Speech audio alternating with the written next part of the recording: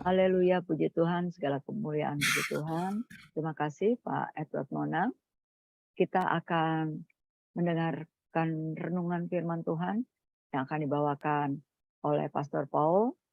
Siap-siap Ibu Nerliana dan Ibu Sarma dalam membacakan firman Tuhan yang terambil dari Ratapan 1 untuk Ibu Nerliana dan 2 Korintus 6 untuk Ibu Sarma.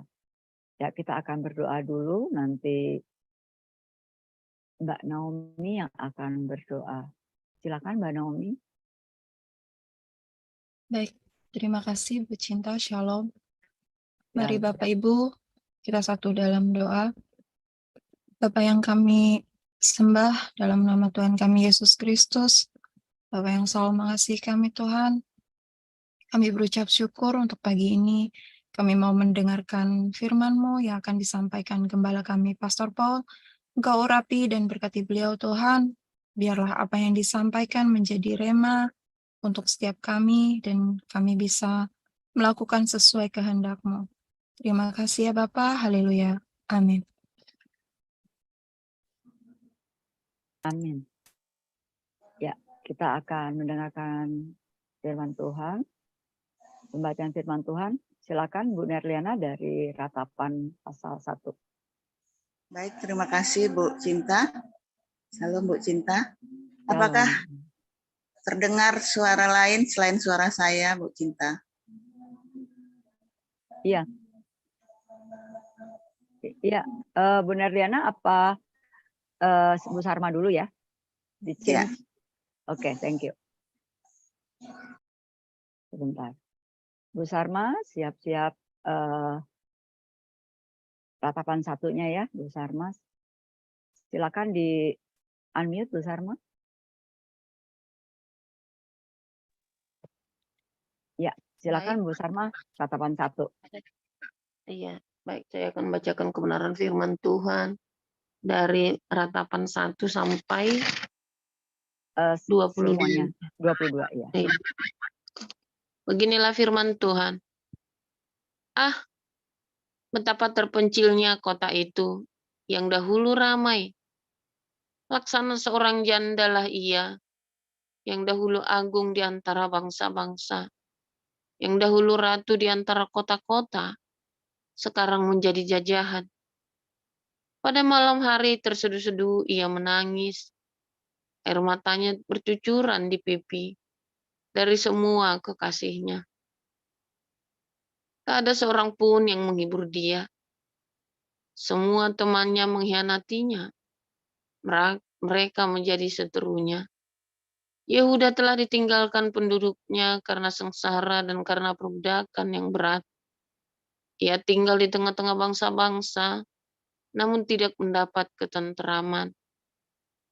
Siapa saja yang menyerang dapat memasukinya pada saat ia terdesak. Jalan-jalan ke Sion diliputi duka cita, karena pengunjung-pengunjung perayaan tiada. Sunyi senyaplah segala pintu gerbangnya, berkeluh kesahlah imam-imamnya, bersedih pedih darah-darahnya, dan dia sendiri pilu hatinya. Lawan-lawan menguasainya, seteru-seterunya berbahagia. Sungguh, Tuhan membuatnya merana, karena banyak pelanggarannya. Kanak-kanaknya berjalan di depan lawan sebagai tawanan. Lenyaplah dari putri Sion segala kemuliaannya. Pemimpin-pemimpinnya bagaikan rusa yang tidak menemukan padang rumput. Mereka berjalan tanpa daya di depan yang mengejarnya. Terkenanglah Yerusalem pada hari-hari sengsara dan penderitaannya. Akan segala harta benda yang dimilikinya dahulu kala. Tak kala penduduknya jatuh ke tangan lawan. Dan tak ada penolong baginya. Para lawan memandangnya dan tertawa karena reruntuhannya. Yerusalem sangat berdosa, sehingga najis adanya. Semua yang dahulu menghormatinya, sekarang menghinanya. Karena melihat telanjangnya, dan dia sendiri berkeluh kesah. dan memalingkan mukanya. Kenajisannya melekat pada ujung kainnya. Ia tak berpikir akan akhirnya. Sangatlah dalam ia jatuh. Tiada orang yang menghiburnya. Ya, Tuhan, lihatlah sengsaraku. Karena si seteru membesarkan dirinya. Si lawan mengulurkan tangannya kepada segala harta bendanya. Bahkan harus dilihatnya bagaimana bangsa-bangsa masuk ke dalam tempat kudusnya. Padahal Engkau, ya Tuhan, telah melarang mereka untuk memasuk jemaah-Mu. Berkeluh kesah seluruh penduduknya, sedang mereka mencari roti, harus harta benda mereka berikan ganti makanan untuk menyambung hidupnya. Lihatlah, ya Tuhan, pandanglah betapa hina aku ini. Acuh tak acuhkah kamu sekalian yang berlalu? Pandanglah dan lihatlah.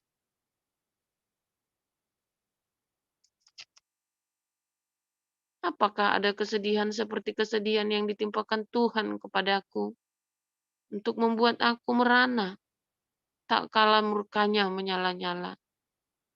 Dari atas dikirimnya api, masuk ke dalam tulang-tulangku. Dihamparkannya jaring di muka kakiku. Didesaknya aku mundur. Aku dibuatnya terkejut, kesakitan sepanjang hari.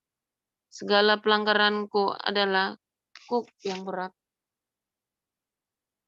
Suatu jalinan yang dibuat tangan Tuhan, yang ditaruh di atas tengkukku, sehingga melumpuhkan kekuatanku. Tuhan telah menyerahkan aku ke tangan orang-orang yang tidak dapat kutentangi. Tuhan membuang semua pahlawanku yang ada dalam lingkunganku. Ia menyelenggarakan pesta menentang aku untuk membinasakan teruna-terunaku. Tuhan telah menginjak-injak putri Yehuda. Darah itu seperti orang menggirik memeras anggur. Karena inilah aku menangis. Mataku mencucurkan air. Karena jauh daripada aku penghibur yang dapat menyegarkan jiwaku. Bingunglah anak-anakku. Karena terlampau kuat si seteru. Sion mengulurkan tangannya. Tetapi tak ada orang yang menghiburnya. Terhadap Yakub dikerahkan Tuhan. Tetangga-tetangganya sebagai lawan. Yerusalem telah menjadi najis di tengah-tengah mereka. Tuhanlah yang benar, karena aku telah merontak terhadap firman-Nya. Dengarlah hai segala bangsa, dan lihatlah kesedihanku. Darah-darahku dan terun-terunaku pergi sebagai tawanan. Aku memanggil kekasih-kekasihku, tetapi mereka memperdayakan aku. Imam-imamku dan para tua-tuaku telah mati semuanya di kota, tatkala mencari makan bagi dirinya untuk menyambung hidupnya.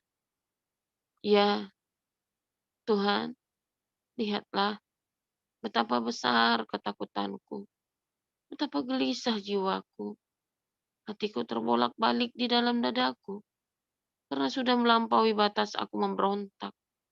Di luar keturunanku dibinasakan oleh pedang, di dalam rumah oleh penyakit sampar. Dengarlah bagaimana keluh kesahku, sedang tiada penghibur bagiku. Seteru-seteruku mendengar tentang kecelakaanku. Mereka gembira karena Engkau yang mendatangkannya. Datanglah kiranya hari yang telah Engkau umumkan itu.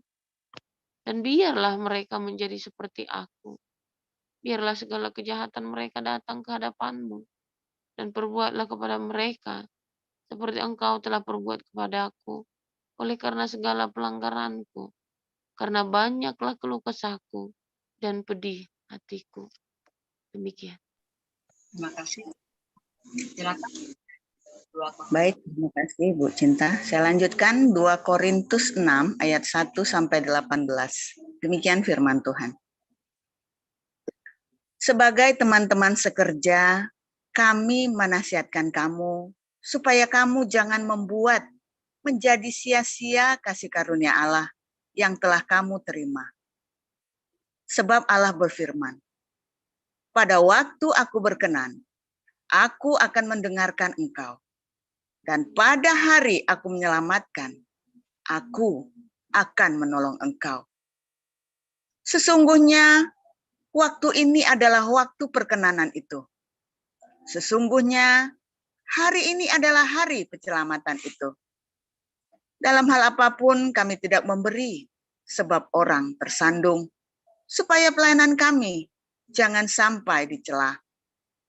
Sebaliknya, dalam segala hal kami menunjukkan bahwa kami adalah pelayan Allah, yaitu dalam menahan dengan penuh kesabaran dalam penderitaan, kesesakan, dan kesukaran, dalam menanggung dera, dalam penjara dan kerusuhan, dalam jerih payah, dalam berjaga-jaga dan berpuasa, dalam kemurnian hati, pengetahuan, kesabaran, dan kemurahan hati, dalam Roh Kudus dan kasih yang tidak munafik, dalam pemberitaan kebenaran dan kekuasaan Allah, dengan menggunakan senjata-senjata keadilan untuk menyerang ataupun untuk membela, ketika dihormati dan ketika dihina, ketika diumpat atau ketika dipuji, ketika dianggap sebagai penipu, namun dipercayai, sebagai orang yang tidak dikenal, namun terkenal, sebagai orang yang nyaris mati, dan sungguh kami hidup, sebagai orang yang dihajar, namun tidak mati, sebagai orang yang berduka cita, namun senantiasa bersuka cita, sebagai orang miskin, namun memperkaya banyak orang, sebagai orang tak bermilik, sekalipun kami memiliki segala sesuatu. Hai orang Korintus, kami telah berbicara terus terang kepada kamu. Hati kami terbuka lebar-lebar bagi kamu. Dan bagi kamu ada tempat yang luas dalam hati kami. Tetapi bagi kami hanya tersedia tempat yang sempit di dalam hati kamu. Maka sekarang, supaya timbal balik, aku berkata seperti kepada anak-anakku, bukalah hati kamu selebar-lebarnya. Janganlah kamu merupakan pasangan yang tidak seimbang dengan orang-orang yang tak percaya. Sebab persamaan apakah terdapat antara kebenaran dan kedurhakaan? Atau bagaimanakah terang dapat bersatu dengan gelap? Persamaan apakah yang terdapat antara Kristus dan Belial? Apakah bagian bersama orang-orang percaya dengan orang-orang tak percaya? Apakah hubungan bait Allah dengan berhala? Karena kita adalah bait dari Allah yang hidup menurut firman Allah ini.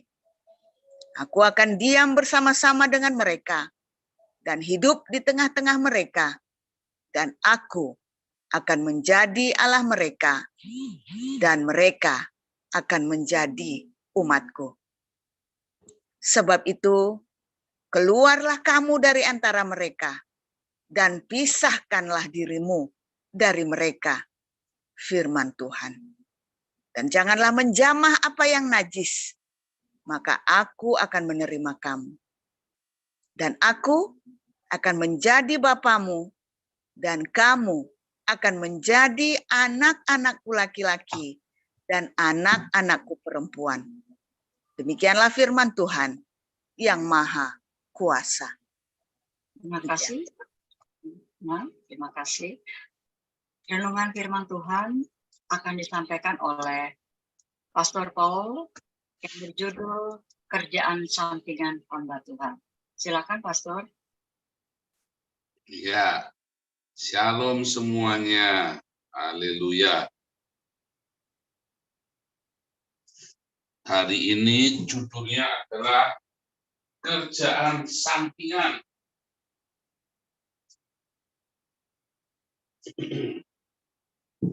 Hamba Tuhan, ya saudara ya, kerjaan sampingan. Jadi bukan hamba Tuhan punya kerjaan sampingan, bukan saudara ya. Maksudnya hamba Tuhan jadi kerja sampingan. Nah, gitu saudara ya. Ada kerja utamanya adalah misalnya karyawan bank, ya. Lalu punya kerjaan sampingan, jadi kuda lumping. Nah, misalnya begitu saudara. Nah ini Anda jadi guru, kerjaan sampingannya jadi hamba Tuhan. Nah, itu maksudnya begitu, maksud judulnya, saudara ya. Nah, saudara, ketika kita belajar, ya, kita belajar dalam era Perjanjian Lama, ya, bagaimana para imam-imam memang dipersiapkan dari kecil untuk menjadi imam di sekolah. Ya, itu Perjanjian Lama. Jadi kalau Anda menjadi imam itu bukan kerjaan sampingan, kerjaan benar saudara ya, kerjaan benar dan uangnya cukup. Ya, artinya sama seperti Anda kerja di bank, kalau Anda kerjanya di bank di kroco ya sama dengan imam-imam yang kroco. Kalau Anda di bank sebagai direktur, nah imam-imam ini juga ada yang seperti direktur gajinya. Itu ya artinya karena dia memang sangat fasih sekali di dalam tata acara hukum Israel ya, karena para imam ini juga menjadi orang-orang yang mengadili Israel secara hukum agama, saudara ya. Nah, jadi para imam ini memang adalah orang-orang sepenuh waktu, para pekerja sepenuh waktu, nggak bisa kerja sampingan. Nah, dia punya kerja sampingan, misalnya apa, saudara? Misalnya jadi apa? Jadi gembala domba, misalnya, tapi enggak, saudara ya. Biasanya para imam kerja sampingnya ya jadi apa? Ya dia jadi pengajar, jadi guru, ya. Artinya memang orang-orang ini hidupnya memang dari apa yang dia pelajari, itu dari Torah. Nah, itu seperti itu, saudara. Nah, dalam Perjanjian Baru bagaimana? Dalam Perjanjian Baru, ya, sebetulnya tidak ada orang ya dipersiapkan jadi pendeta. Itu kan istilah kependetaan itu baru abad ke-15, saudara, zamannya Martin Luther. Dulu ya, sebelum tahun 300 itu natural, saudara. Karena ini ada satu pemuridan, ada satu komunitas orang kerja semua, ada yang nelayan, ada yang petani, ada yang pegawai pemerintah, ada yang tukang pajak. Lalu mereka kumpul belajar tentang ajaran Tuhan. Di antara orang-orang kumpul ini ada yang menonjol di dalam kerohaniannya, di dalam pengetahuannya. Lalu orang-orang ini yang kemudian menjadi guru-guru, ya diangkat menjadi guru-guru karena kebetulan dia cerdas atau dia memang berminat terhadap pelajaran Alkitab. Nah, tetapi mereka tetap punya kerjaan lain, saudara. Sampai akhirnya komunitas itu berkembang, mau nggak mau mereka harus full time, kayak para rasul itu ya. Nah, dia para rasul bilang, biarlah urusan jasmani kalian yang bikin, kami hanya fokus untuk mengajar, mempersiapkan firman. Itu ada di Kisah Rasul berapa? Kisah Rasul 7 itu ya, saudara ya. Jadi begitu ceritanya, saudara. Nah, tetapi di zaman modern ini bagaimana, saudara? Di zaman modern ini ada yang namanya pendeta, ada yang namanya full timer, ya. Nah, sekarang masalahnya banyak full timer punya kerjaan sampingan, jadi tukang ojek. Hanya full timer di gereja, pendeta-pendeta punya kerjaan sampingan. Jadi apa, saudara? Ada pendeta kerja sampingannya jadi direktur. Saya dulu itu, saudara ya. Saya dulu pendeta tahun 99, kerjaan sampingannya jadi kepala cabang. Tapi memang itu namanya tent maker. Tent maker artinya saya hamba Tuhan, saya pergi ke Sumatera, saya pergi kemana-mana dengan biaya saya sendiri, saya memerintah jemaat dengan biaya sendiri, semua dengan biaya sendiri. Nah, saya mensupport diri saya sendiri, gitu ya. Tetapi hari ini kita mau belajar, sebenarnya bagaimana sih yang namanya full timer atau hamba Tuhan sepenuh waktu? Siapakah hamba Tuhan sepenuh waktu? Oh, yang sepenuh hati Pak As itu klise, saudara. Kita semua hamba Tuhan, saudara ya. Tapi jangan namanya hamba Tuhan sepenuh waktu itu kalau otak Anda isinya ritual, agama, simbol-simbol, maka Anda akan bingung dengan namanya hamba Tuhan sekuat.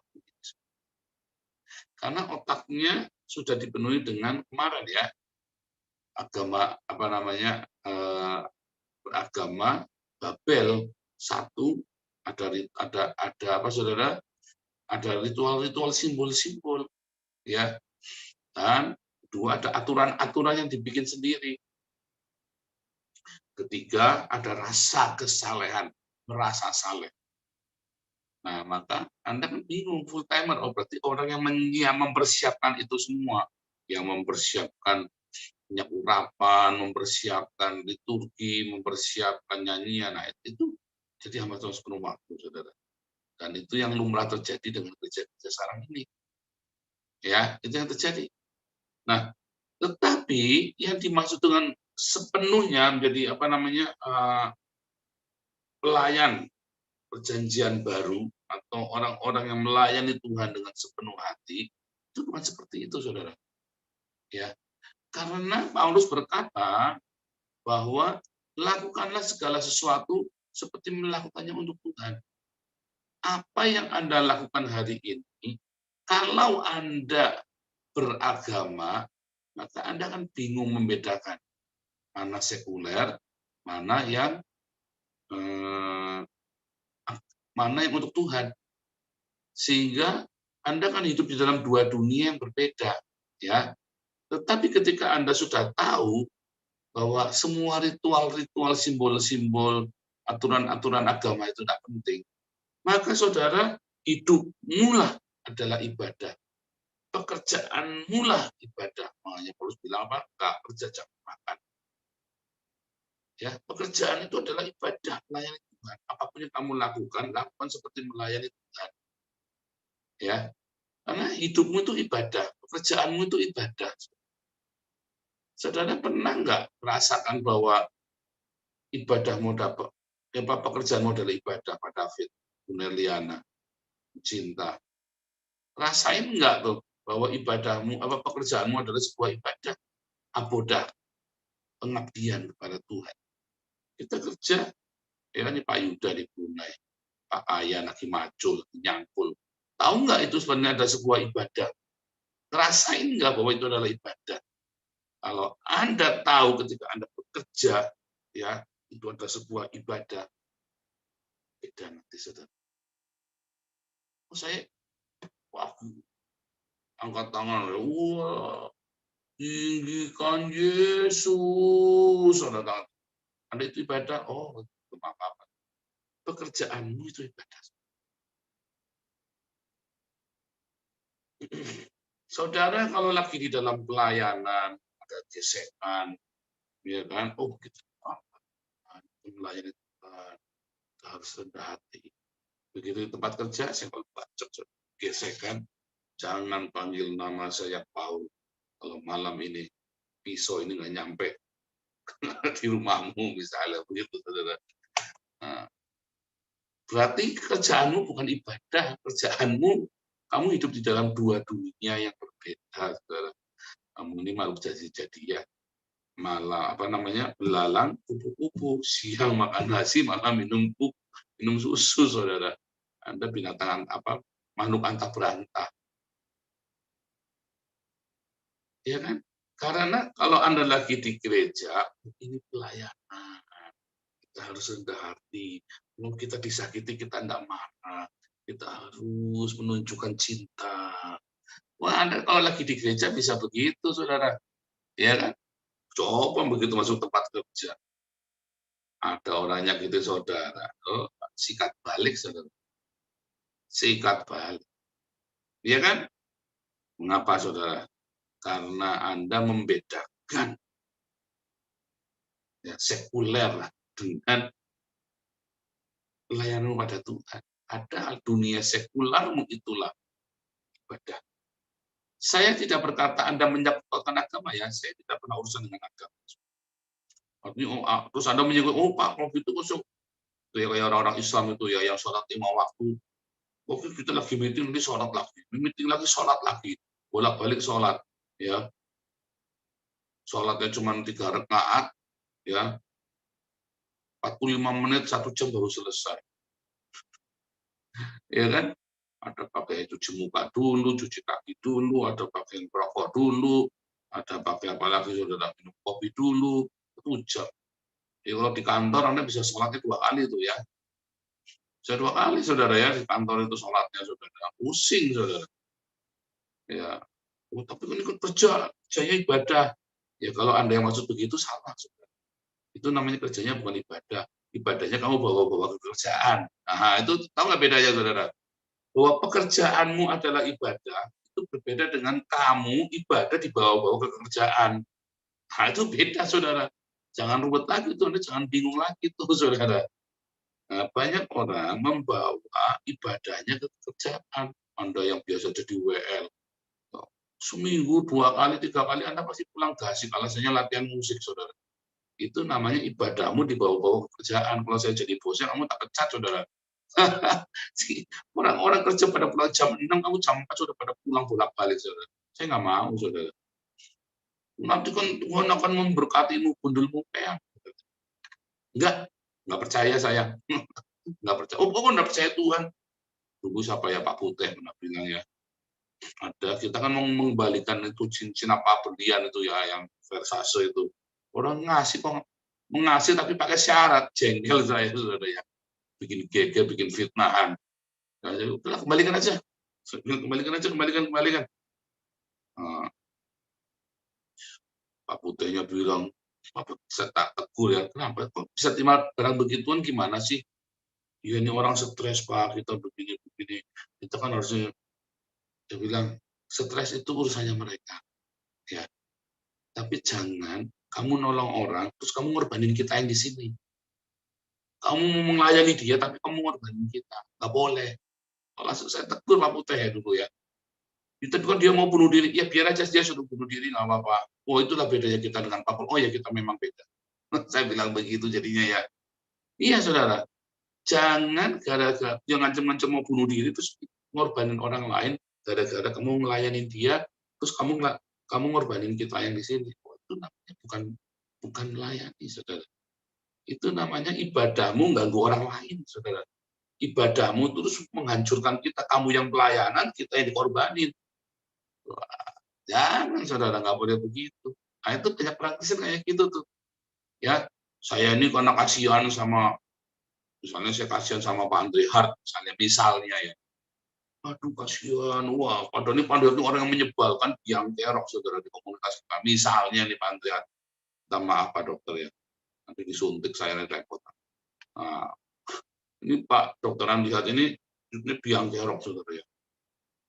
Saya mau bunuh diri, padahal tapi semua diganggu, semua diutangin semua, terus orang-orang pada komplain semua ya, pakaian komplain, saya diutangi sama Pak Dokter ini loh dibayar, ya ini orangnya mau bunuh diri ya jangan ditagih. Ya, Pak yang bilang mau bunuh diri saja sana, tapi utang saya tetap dibayar. Benar Pak, kayak setuju saya, mau bunuh diri sana, utang tetap dibayar. Jangan sampai kamu punya alasan, kamu lagi punya masalah, punya apa, lalu kewajibanmu nggak kamu bayar gara-gara, saya bela di depan Dokter Andri. Oh iya nih, jangan nih, kasihan ini, pakaian ngalah dulu. Ya nggak bisa, saudara. Kewajibanmu apa? Lakukan, saudara. Lakukanlah segala sesuatu yang melakukannya untuk Tuhan. Masalahnya definisinya, kalau buat Tuhan pelayanan. Saudara. Jadi apa kalau buat Tuhan itu? Ya telat nggak apa-apa. Ya kan? Maklum, kan buat Tuhan, maklum. Benar nggak saudara? Nah itu mentality, datang terlambat, ya kerja kalau salah banyak, ya namanya pelayanan ke Tuhan. Tuh, Anda mental pelayanan, mental PNS jadinya, mental PNS ya saudara. Salah, kalau pelayanan buat Tuhan berarti Anda harus kenapa hati. Anda ingat itu anaknya Musa itu disamber petir, disamber murka Allah ya, karena melayani ngawur ya saudara ya. Mati saudara. Nah, tapi kan kebanyakan orang Kristen malah gitu, saudara. Oh, ini pelayanan, asal-asalan. Ini pelayanan ya. Justru karena itu melayani, ada kerjanya terus genap hati. Balik lagi, ya pekerjaanmu adalah ibadah. Tetapi jangan bawa ibadahmu dalam pekerjaanmu. Ya, yang pertama. Yang kedua, saudara. Bagaimana pekerjaan itu menjadi sebuah ibadah? Ada proses, saudara ya. Ada proses. Itu tadi yang Paulus bilang ya, ada proses. Ya, dalam segala hal kami menunjukkan bahwa kami pelayan Allah, yaitu menahan dengan penuh kesabaran dan penderitaan, kesesakan dan kesukaran. Bukan senggol bacok, saudara. Memang kadang-kadang kita tersinggung, ada orang ngomong nggak enak. Kita kerja sudah benar, rasanya kita ya belum tentu juga. Kadang-kadang anak kerja nggak benar, dasarnya tersinggungan ya ada. Tapi misalnya nih kita cerita ada kerja sudah benar nih. Ada orang nggak suka apa namanya ya nggak mungkin ngomongnya tajam atau apa nggak sengaja ya saudara ya. Apakah Anda bisa sabar ya dalam kesesakan, dalam kesukaran, dalam tekanan seperti itu? Ya, kalau Anda nggak bisa sabar, berarti Anda belum melayani Tuhan. Anda sedang melayani dirimu sendiri. Melayani Tuhan yang tidak kelihatan itu adalah ketika Anda bisa tetap stabil, saudara. Jangan terganggu. Kayak kita ya, difitnah, di apa, kita tenang-tenang saja. Jawabnya bercandaan saja, saudara. Sang debitur, ceker babi, kapal oleh, semua fitnah-fitnah itu kan cuma bercandaan aja sama kita. Ya kan? Saya Fudin, mau fitnah saya, kita bercandain saja, nggak usah dianggap serius. Ngefek nggak fitnahnya mereka? Enggak. Mengapa? Karena saya pelayan Tuhan. Mereka mau fitnah saya kayak apa? Enggak. Karena saya melayani Tuhan, saya bukan melayani diri saya, saudara. Yang menilai saya, apakah mereka? Emang lu siapa nilai saya? Oh, saya kan Tuhan Yesus, saudara. Emang lu siapa? Emang gue pikirin. Beneran, saudara ya. Anda harus bisa kayak saya. Bodoh amat, emang kamu siapa? Pokoknya bos saya Tuhan Yesus, saya melayani dengan sungguh-sungguh. Orang boleh ngomong apa saja, emang gue pikirin. Ya kan? Kecuali dalam struktur. Ya Anda pikirin ya ngomong ya, tapi nyumbang juga kagak. Ya, terlibat juga enggak. Ya kan? Ngoceh-ngocehin kita, nggak usah dipikir, saudara. Orang lain. Nggak usah dipikir. Ya kan? Itu kan hanya orang syirik saja, karena donaturnya pada pindah ke kita. Itu, saudara ya. Belajar, Anda jangan mikirin, ya, tenang. Ya kan? Menanggung dera dalam penjara, kerusuhan, jerih payah, berjaga-jaga, puasa, kemurnian hati, pengetahuan, kesabaran, kemurahan hati. Oh, itu terus ini kan buah roh, saudara. Jadi dalam pekerjaanmu, justru sebetulnya dalam tekanan pekerjaan itu, kamu menunjukkan buah roh itu. Dalam pelayananmu itu ya, aduh, banyak orang melayani Tuhan, tetapi dia tidak menunjukkan buah roh itu, saudara. Aktivitasnya melayani Tuhan, tapi dia sebenarnya tidak sedang menunjukkan buahnya, saudara ya. Ayat 7 dalam pemberitaan kebenaran dan kekuasaan Allah dengan menggunakan senjata keadilan untuk menyerang ataupun membela, ketika dihormati, ketika dihina, diumpat, dipuji, dia sebagai penipu. Nggak, saya bolak-balik yang sampai penipu ya. Sama si debitur, sama kapal oleng, ceker babi, sama si Saifuddin itu ya, sama si kamu dipercayai sebagai orang yang tidak. Ya. Saya dianggap penipu tapi dipercayai kan. Gimana sih? Bingung kan? Katanya penipu, tapi kok dipercaya? Oh, saya dipercaya, bukan kalian. Kan begitu. Saudara, kenapa? Karena saya melayani Tuhan, saya nggak melayani mereka, saya bukan melayani diri sendiri. Mereka hina saya, nggak urusan. Nyatanya yang dipercaya saya, kok bukan mereka. Anda harus belajar bisa begitu, saudara. Jangan tersinggung, musiman. Anda kan sedang melayani Tuhan, kan? Bukan sedang melayani manusia, kan? Bukan sedang apalagi melayani diri sendiri. Ya kan? Coba ini bagus sekali ya, sebagai orang yang tidak dikenal namun terkenal. Itu, saudara, sebagai orang yang nyaris mati, sungguh kami hidup sebagai orang yang diajar namun tidak mati, orang yang berduka cita namun selalu bersuka cita, orang miskin namun memperkaya banyak orang. Kayak saya, saudara, tabungan mah nggak punya, sekolahnya di Haifa, sekolah tabungan mah nggak punya. Lagu amat si Paul ini ya, saudara ya. Tapi serius, saudara ya, tabungan nggak ada, tapi bisa sekolah di Haifa. Nah, sekali ya. Nah, saudara, kalau kita kembali tadi ya ke ratapan 1 tadi, saudara ya, kita kembali ke ratapan tadi, tema kita. Tadi ada yang menarik, saudara ya, di ayat yang Ayat yang ke-19, aku memanggil kekasihku, tetapi mereka memperdayakan aku. Imam-imamku dan para tua-tuaku telah mati semuanya di kota. Tak kala mencari makan bagi dirinya untuk menyambung hidupnya. Nah ini saudara. Akhirnya hamba-hamba Tuhan cari sampingan, cari sabetan. Jadi udah lumping. Sabetan kan. Udah lumping itu hanya sabetin terus itu saudara kan. Akhirnya hamba-hamba Tuhan cari sabetan. Saudara? Karena dia tidak sepenuh hatinya. Dia tidak sepenuh waktu melayani Tuhan. Serius saudara ya. Anda ngaku banyak hamba-hamba Tuhan ya yang akhirnya serong saudara. Hamba-hamba Tuhan yang akhirnya mata duitan karena dia tidak menaruh harapnya pada Tuhan. Ya. Saudara, ketika saya memulai pelayanan yang baru ini 2015, itu benar-benar Tuhan jaga hati saya, saudara ya. Dijaga dari semua keuangan, dari semua kesehatan. Itu benar-benar wah, itu disiplin yang luar biasa. Ya, sampai dengan 3 hari ini tidak ada uang donatur yang kita pakai, saudara. Apalagi sekarang ya, dianti sama Bu Linda kan galaknya pol, saudara. Galaknya ngumpuli ibu kota, saudara. Galaknya ngumpuli ibu tiri, saudara ya. Minta sama Bu Lian. Nggak bisa saya minta duit aja kemarin. Kita lagi atas satu meeting. Nanti tanya ini dulu, tanya itu dulu. Ini padahal saya yang ngumpulin duit di YouTube, saudara. Tapi kita harus punya begitu, saudara. Itu sistem yang kita bangun supaya saya jangan curang. Saya sendiri menjaga diri saya sendiri. Ya kan? Lalu saya hidupnya dari mana? Hidupnya dari sepenuh waktu saya sama Tuhan. Tuhan sediakan setiap kali saya melakukan. Ya, saudara, waktu saya mau kuliah di Haifa itu ya tahun kemarin saya dari tahun kemarin. Wah itu saudara itu pergumulan ya. Saya pergumulan, saya lama, saya sudah dari 2015 itu pengen sekolah di Haifa, saudara. Sebenarnya sudah lama, cuman nggak kesampaian terus, saudara. Akhirnya saya cuma belajar beberapa short course itu ya, sama di Jerman. Ini saya mulai belajar APD, saudara. Senang saya. Wah, makin lama makin terbuka. Terus tiba-tiba saya keterima, saudara, di Haifa. Kalau dari Indonesia sulit, saudara ya. Tapi saya tadi saudara yang mau kuliah di Haifa ya, saudara yang mau kuliah jurusannya saya tapi ya, kuliah jurusan lain saya nggak tahu.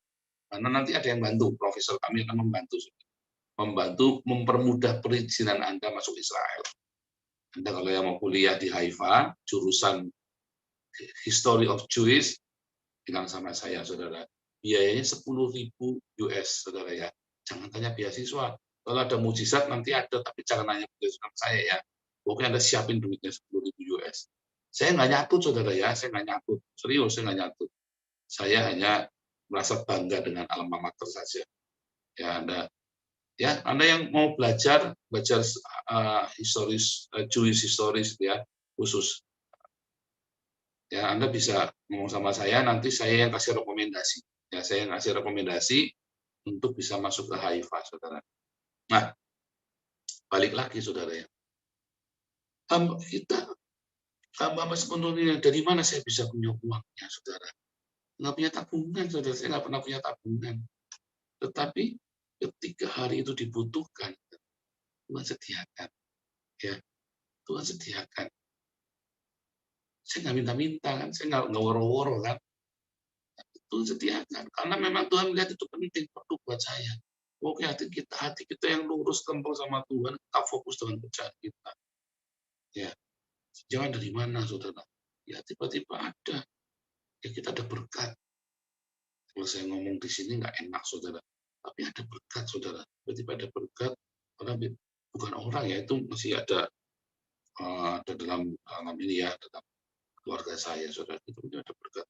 Nih, cukup. Dan jumlahnya bisa pas, saudara, yang saya butuhkan. 6.000 US. Bisa pas. 6.000 US itu, saudara. Ajaib ya, saudara ya. Ajaib, saudara. Hari ini saya bisa ada di sini. Semua pertolongan Tuhan luar biasa, saudara. Kenapa bisa begitu, saudara? Karena saya jalan sama Tuhan. Mantap hatinya. Kalau memang Tuhan tidak kasih, saya nggak akan ngotot, saudara. Nggak akan gumrungsu. Dan ingat, saudara, jangan bergaya hidup mewah. Karena kemewahan itu yang akan menjeratmu, ya, yang membuat kamu tidak bisa melayani Tuhan dengan benar. Karena kemewahan, percaya saya saudara, kemewahan itu akan menjerat, akan menjadi jerat bagi pelayan, bagi hidupmu. Makanya hindari kemewahan. Ingat, barang bagus itu tidak selalu mewah, saudara ya. Tetapi jangan berhidup-hidup mewah. Apalagi kalau Anda hidupnya masih dari donasi. Jangan hamba-hamba Tuhan, hati-hati ya. Jaga hidupmu. Di sini ada yang dengar hamba-hamba Tuhan. Anda yang full timer di gereja atau aktivis-aktivis di yayasan. Jangan pernah bergaya hidup mewah. Anda pun yang bukan full timer di gereja, Anda yang pengusaha, karyawan bank, atau Anda punya warung, Anda atau apalah, jangan sekali-kali ingin bergaya hidup mewah. Ya, barang bagus itu tidak mewah, tidak, saudara ya. Sebab ketika kemewahan itu datang, Anda nggak bisa melayani Tuhan sepenuh waktu lagi. Anda akan kejar uang, saudara. Anda akan kejar status sosial. Ketika gilirannya melayani, nggak bisa. Hatimu tidak hamba lagi. Tidak hamba lagi. Tidak bisa menderita, tidak bisa sengsara, tidak bisa disinggung. Karena Anda dari barang mewah itu, ya, dari kemewahan itu. Tiap hari di sini kita ngomong, saudara. Tiap hari diomongin tentang kemewahan-kemewahan. Hati-hati dengan kemewahan. Karena Anda dan saya, kita semua adalah hamba Tuhan. Sebelum waktu pekerjaanmu apapun, kayak saya pekerjaannya mengajar. Saya pekerjaan mengajar ya. Saya dapat uang kan dari mengajar di Hagios Bible College ya. Sama dari khusus-khusus saya dapat uang. Itu kan pekerjaan saya, profesi. Ya, kan sekuler itu saudara. Itu kan pekerjaan sekuler, sama saja. Bedanya topiknya ngambil dari Alkitab. Tapi saya dapat uang itu sekuler. Dan hati saya jadi nggak tamak. Kenapa? Karena saya tidak menginginkan barang mewah. Jadi nggak gemuruh, coba lihat kelas kita makin berkembang. Karena saya tenang, saudara, ketemu musuh. Sama Anda yang kerja jadi agen asuransi, Anda yang jadi agen aqua, agen lotre, hatimu tidak akan merungsung kalau kamu melayani Tuhan benar. Kalau hatimu ini adalah pelayanan ibadah saya kepada Tuhan yang terbaik. Artinya dengan kerendahan hati, kesabaran, ketulusan, dengan cinta, buah roh itu mengalir. Anda biarkan buah itu mengalir dalam pekerjaanmu. Nanti lihat ya, ketika buah roh itu mengalir dalam pekerjaanmu, yang segala yang baik itu nanti akan terjadi. Tapi kalau Anda ngejarnya adalah omset, Anda kejarnya adalah uangnya, ya Anda akan berdarah-darah. Saya sudah melewati masa-masa itu, saudara ya. Saya melewati masa-masa yang indah di mana saya hanya ini adalah ibadah saya, pekerjaan saya, tempat saya, mimbar saya, pekerjaan saya. Ya, saya kerjaan yang terbaik, tetapi tidak ngoyo, tapi saya selalu berikan terbaik. Itu nikmat sekali kerja. Seperti hari ini saya kerjakan, saya berikan yang terbaik. Tidak ngoyo, tapi yang terbaik. Sehingga, kok berbuah. Karena ini ibadah, saudara. Tuhan itu selalu bertahta di atas abdi, di atas ibadahmu. Tuhan itu bertahta di atas ibadahmu, saudara. Jadikanlah pekerjaanmu itu adalah ibadah. Ya, bukan dikejar dengan hawa nafsumu, tapi ibadah, kerja.